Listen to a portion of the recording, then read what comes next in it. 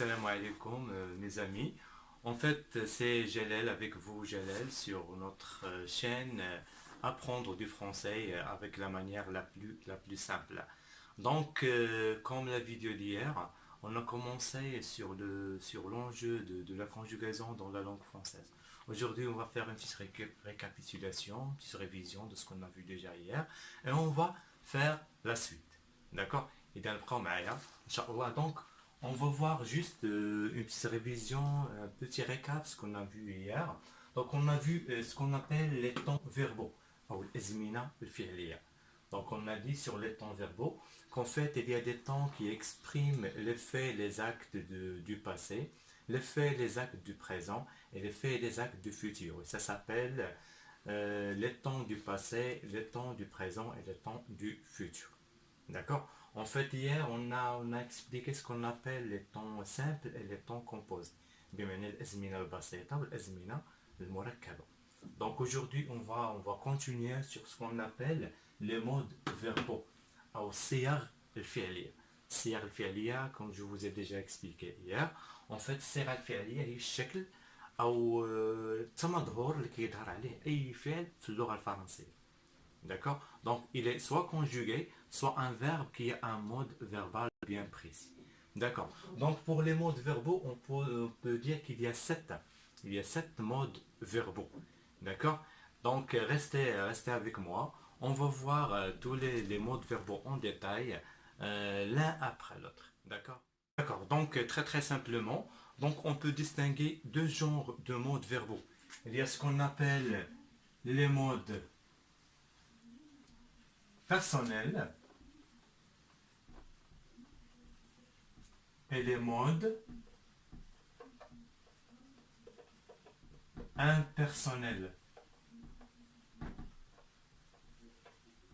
D'accord. Donc je vous explique. Pour les modes personnels, ce sont les modes qui exigent, qui demandent une personne comme sujet. C'est-à-dire là, on va utiliser les pronoms personnels sujets qui sont je, tu, il, nous, vous et il. D'accord? Donc ce sont des modes qui sont personnels, c'est-à-dire ce sont des verbes qui sont conjugués avec un sujet, avec un pronom personnel sujet. Donc là, dans ces modes personnels, on peut compter l'impératif qui se conjugue juste avec trois pronoms. Pronoms personnels, c'est tu, nous et vous pour l'impératif. Et on trouve également l'indicatif. On trouve le subjonctif et on trouve le conditionnel. Le conditionnel.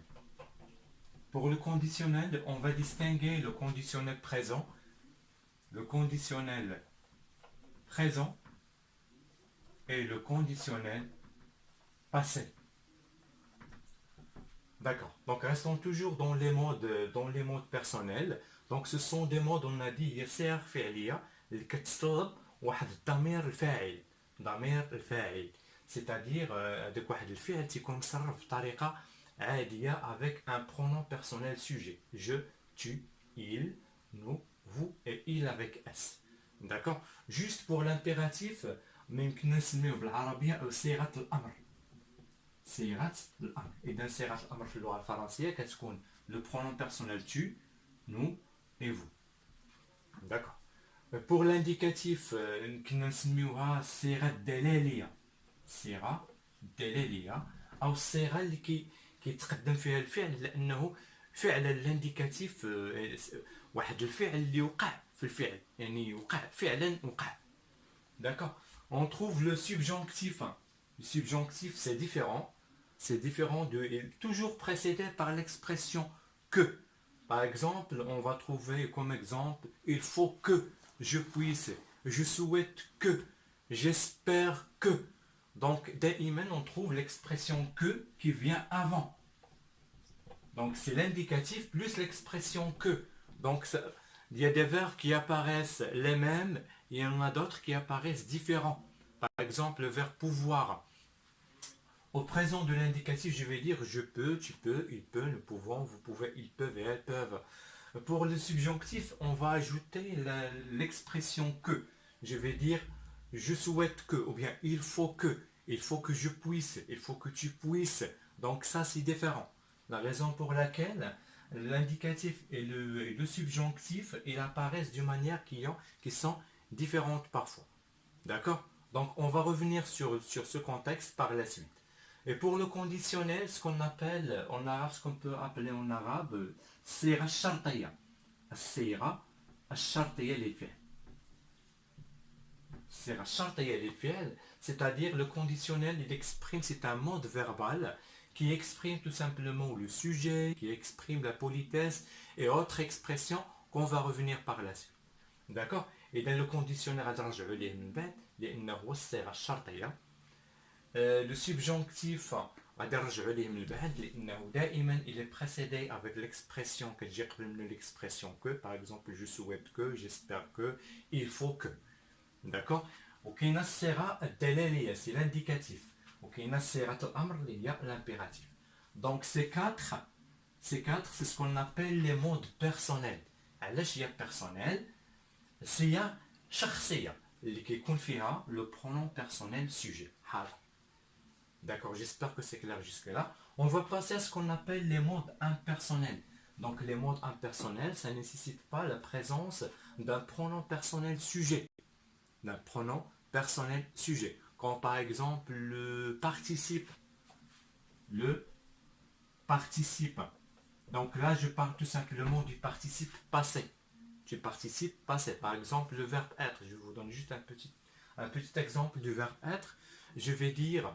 En fait, j'ai été, tu as été, il a été. Donc, le participe passé du verbe conjugué, du verbe être conjugué, ça ne change pas, ça reste le même. E accent, TE, tout simplement, ça ne change pas. Donc, ça ne nécessite pas la présence d'un pronom personnel sujet. Donc, ça, c'est le participe. On va passer au gérondif. Le gérondif. Donc c'est un mode qui ne nécessite pas la présence d'un personnel. Je vais dire, il marche en parlant. Il marche en parlant. Nous marchons en parlant. Vous marchez et parlant. Donc pour le premier verbe, ça nécessite, c'est un verbe qui est conjugué au présent de l'indicatif. Donc il y a la présence d'un pronom personnel sujet. Pour le deuxième mode, en parlant. Donc il prend toujours ANT à la fin. Donc c'est le gérondif, c'est le participe présent. D'accord?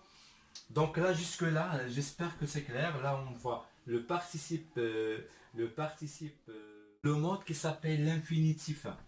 Donc c'est un mode qui est différent. L'infinitif dans lequel le verbe se présente avec la forme qui est originale.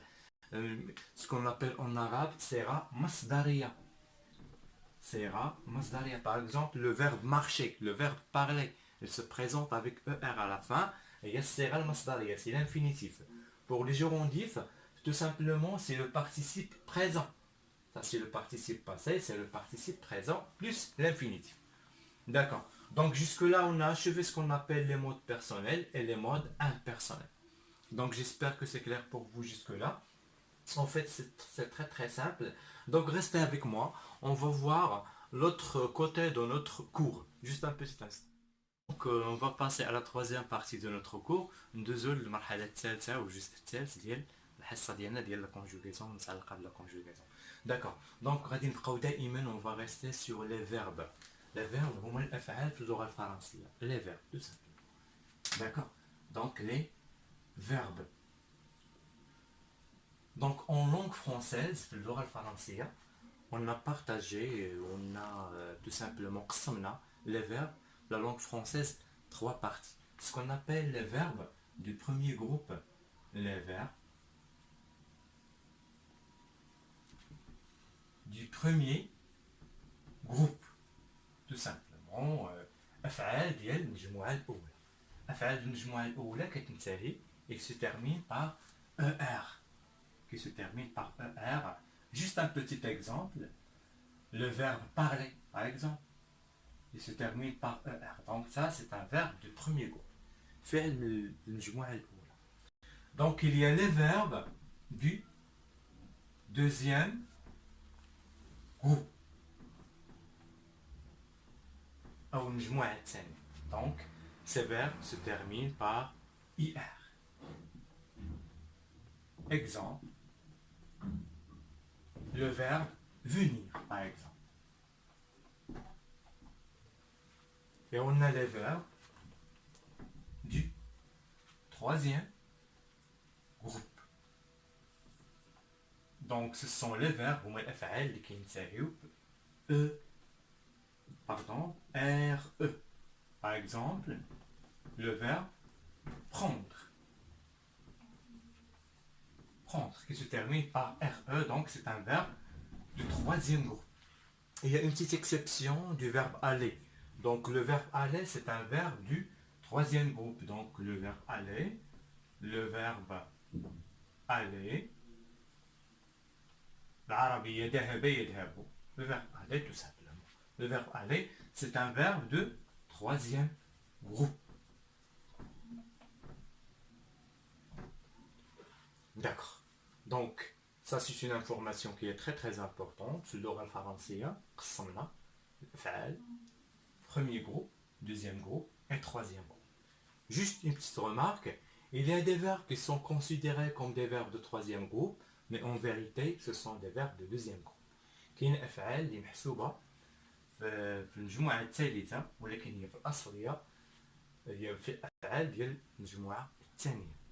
باش كنعرفوهم on va voir le petit détail. Juste, je vais ouvrir une petite parenthèse.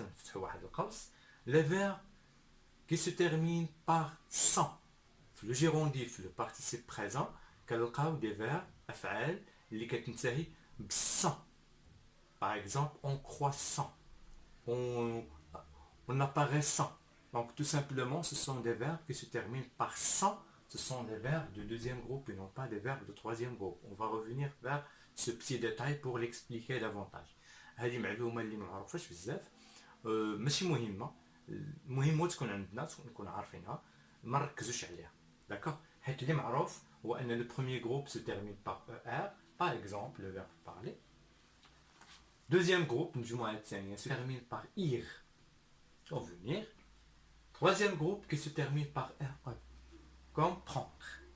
Il y a l'exception qui est très très connue, c'est le verbe aller. Le verbe aller, c'est un verbe de troisième groupe. Il se termine par ER et pourtant c'est un verbe de troisième groupe.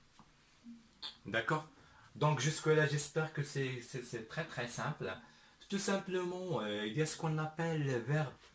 Il y a les verbes qui sont réguliers.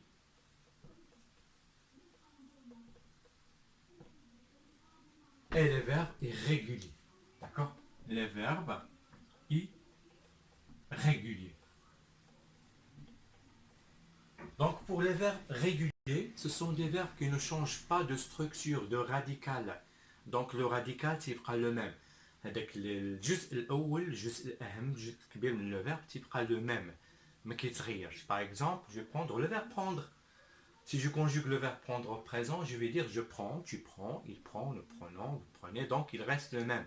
Le radical, ça reste le même. Exemple, le verbe prendre.